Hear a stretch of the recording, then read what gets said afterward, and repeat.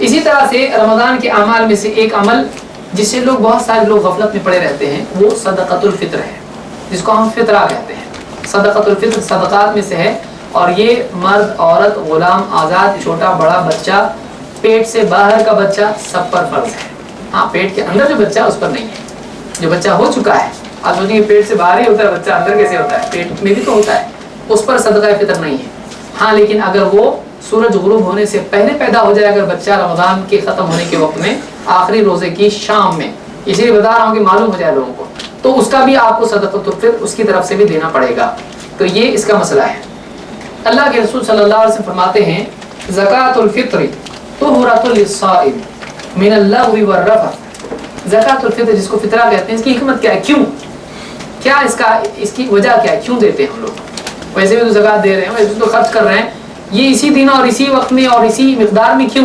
آپ نے فرمایا کہ زکوٰۃ الفطر روزے دار سے جو بے حیائی کی اور بے فائدہ چیزیں، غلط چیزیں جو نہیں ہونا چاہیے تھا، ایسی چیزیں جو ہو جاتی ہیں روزے کی حالت میں، اس سے زکوٰۃ الفطر اس کو پاک کر دیتی ہے۔ وہ کمپنسیشن ہے غلطیوں کے لیے، وہ کفارہ ہے اپنی غلطیوں کا جو روزے کی حالت میں ہوئے ہیں، جو غلطیاں ہوئی اس کا کفارہ ہے۔ تو طہرۃ للصائم من اللغو والرفث، کہ روزے دار کو لغو سے، لغو کہتے ہیں بے فائدہ چیزیں جو نہیں ہونا چاہیے تھا، اور رفث کہتے ہیں گندی بے حیائی کی چیزیں، تو ایسی چیزوں سے روزے دار کو کیا کرتی ہیں؟ پاک کرتی ہیں۔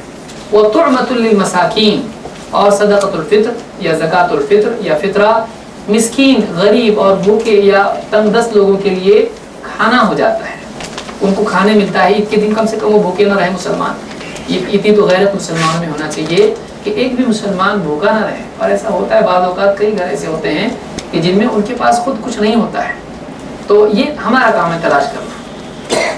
من اداها قبل الصلاة فهي زکوٰۃ مقبولہ، جو نماز سے پہلے یعنی عید کی نماز سے پہلے صدقۃ الفطر دے تو اللہ کے نزدیک وہ مقبول زکوٰۃ ہے، یعنی یہ بھی زکوٰۃ کی قسموں میں سے آتا ہے، لیکن یہ الگ ہے، وہ الگ ہے۔